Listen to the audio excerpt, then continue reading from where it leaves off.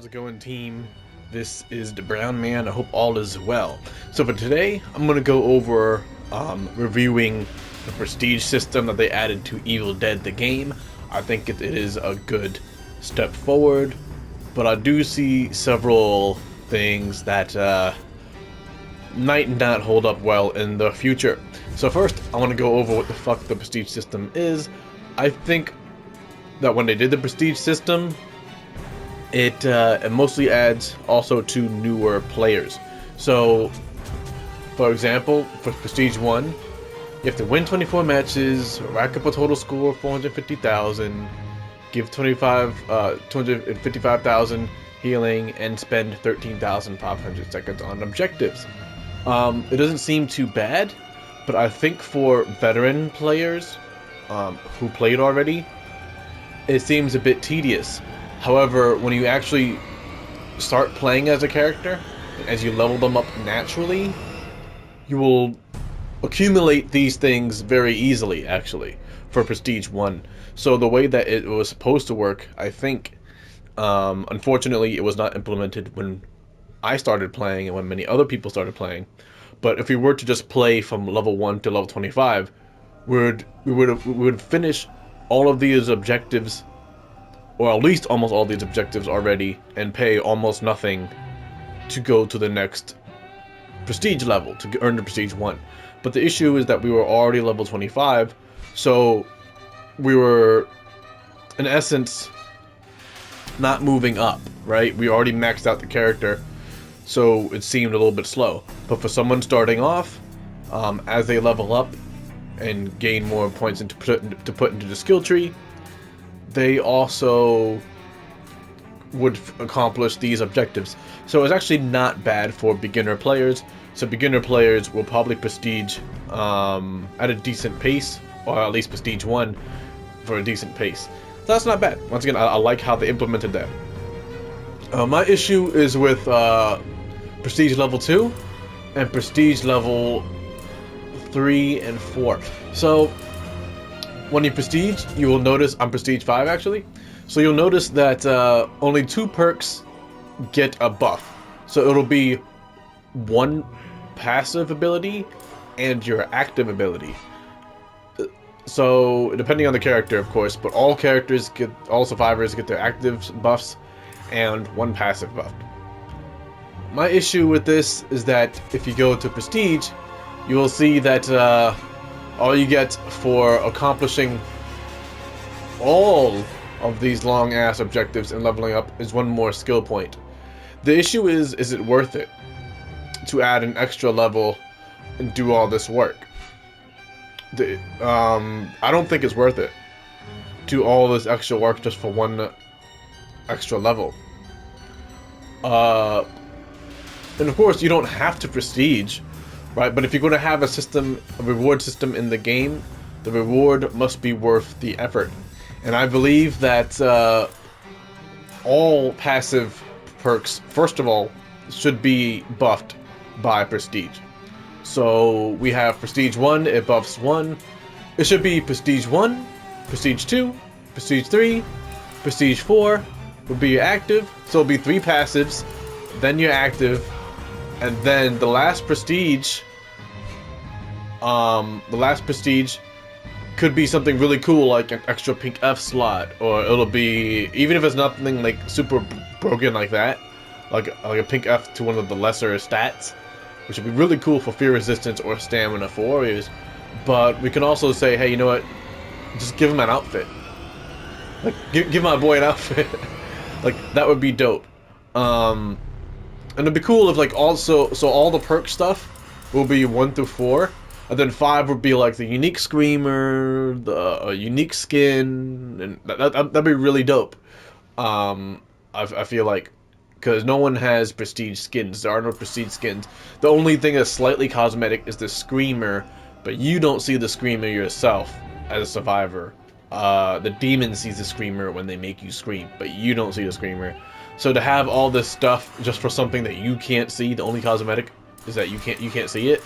That's a little weird. But I do like the insignias. The insignias are pretty dope. I'm not too much of a fan of 1, 2, and 3, but the insignia for level 4 and the insignia for level 5, I give them credit. You know, it's groovy. You know, rock on, one love, and then you have the death skulls. I appreciate that. So I like how they're going. That is one concern with Prestige, or several concerns. The other concern is the values. So, as I said before, if you are going to put in X amount of effort to get a reward, it should be worth it. A 2% health and shield bar length increase is what is that? That's nothing. They are very scared to make a tank.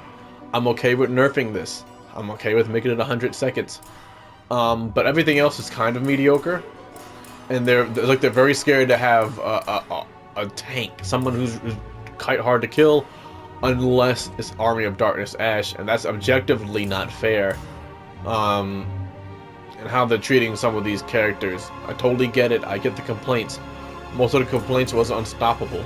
It was not shields up. It was not rebound. It was not battle hardened. All of the complaints was from Henry being able to get multiple free shit. Let him be bulky. Let him be tanky. It's okay. It's okay. Right? So we have battle hardened plus 2%. That's a stupidly low value for fucking Prestige.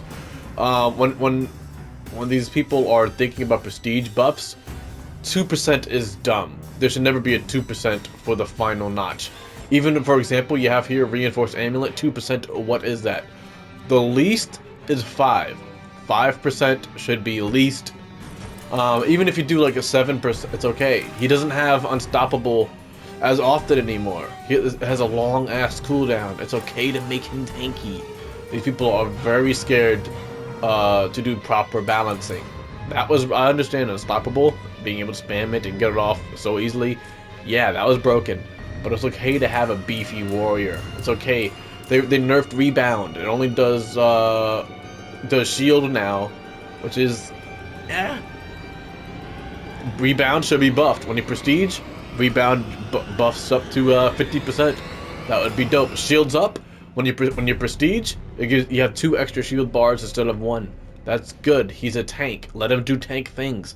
Y'all are buffing demon damage, but decreasing, but killing the tank. That doesn't make sense.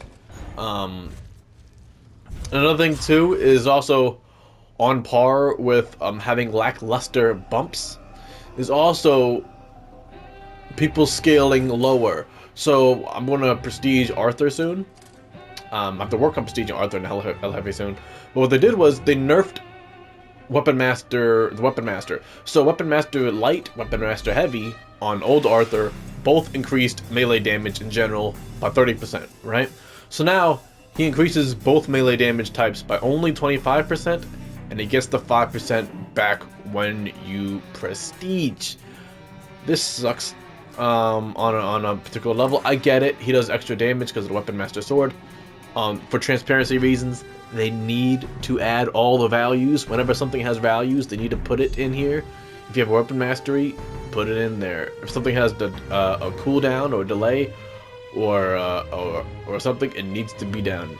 If you guys have El Jefe Grande or accuracy counts activated, there needs to be a timer, or they need to tell you how long that shit lasts instead of saying for a short time or for a short.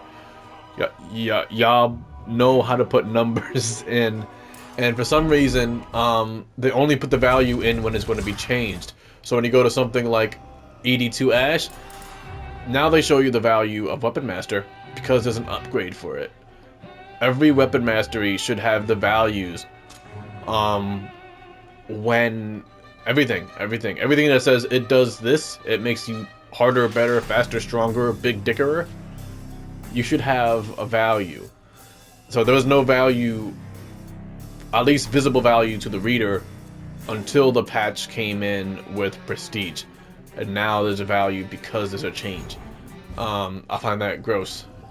And of course, going back to my point, if every perk has a Prestige version of the perk, that means they will be forced to show us the values, the initial values, and the buffed values of each perk.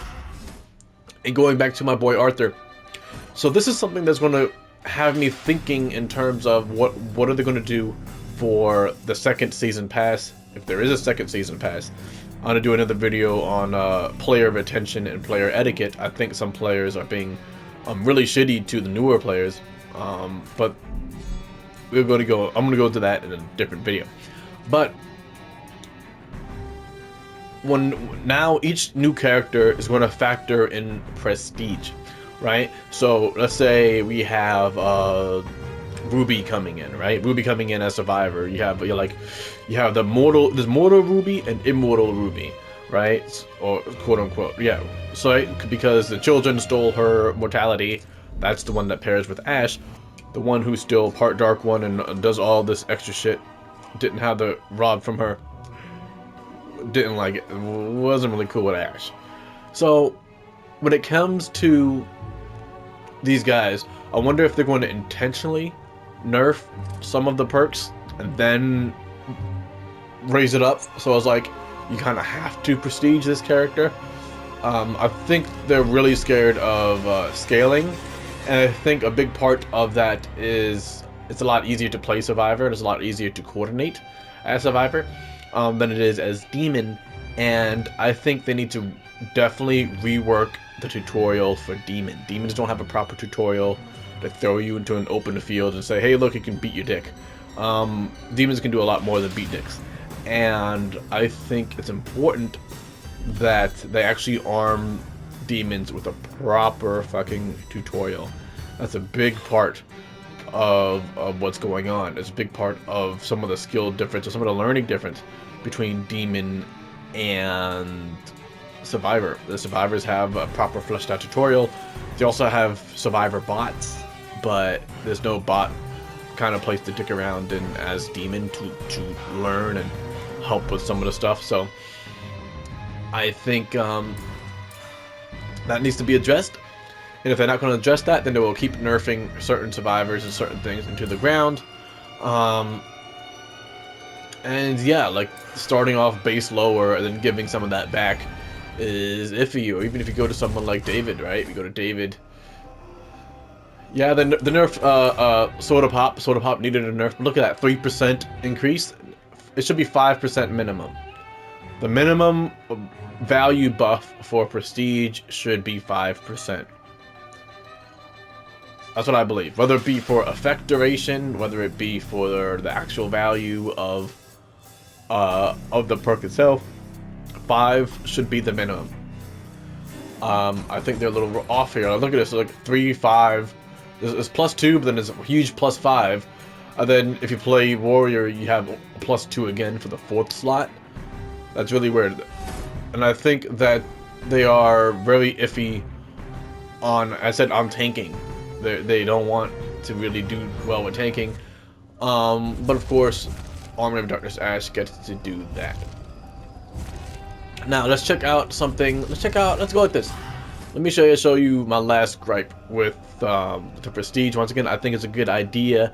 I think they need to tweak it. I've been putting in some playtime, and I've been putting in, as you guys can clearly see, many of my spirit points also going into Prestige.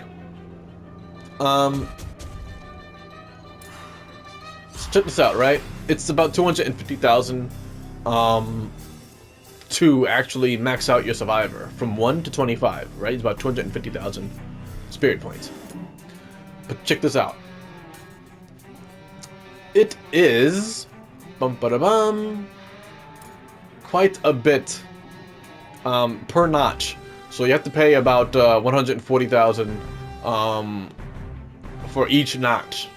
That's 3 notches, right? So there's 3 little notches for that level to skip. It shouldn't cost more to Prestige than it does to bring your character to a certain level. At least not double. This is going beyond double, right? It's 250,000 to bring someone from 1 to 25. So if you just pay this twice, if you pay 150 twice, that's from 1 to 25, and you didn't even finish maxing out one objective yet. I don't mind playing, right? Playing and manually leveling up from 1 to will be 26, right? That's not an issue. But the issue is when you pay spirit points to do it. They did this typically as a blood point sink for those that played the game for a while, but they get almost no reward for doing all that extra shit. It should be maybe if you want a prestige, and once again, the way that I would do it is each prestige would give you from 1 to 4 would give you a perk buff as well. So it'll be 1, 2, 3, 4, 500,000. Cool, your perk also gets buffed and you get one maximum level. Pay, yeah. You can do that. Or you can pay once again 25,000 per thing, and then it goes up for prestige, right? You can go 25, 25, 25, 50, 50, 50, or whatever it is, but it shouldn't be. If you go into for some of that stuff, it gets really crazy. It gets into, I remember on the later levels, it was like 250,000 to skip one part of the prestige objective. I was like, dude, 250,000? That means it's fucking 750,000 blood points just to finish off one objective.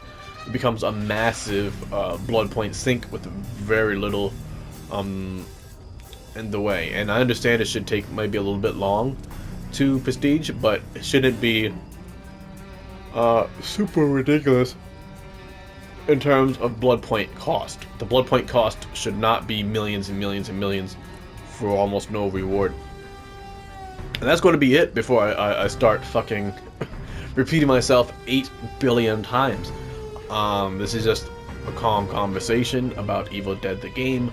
The next calm combo is going to be about player base and player retention and player etiquette, because I believe some people are not thriving or not doing well in this game thanks to the player base itself.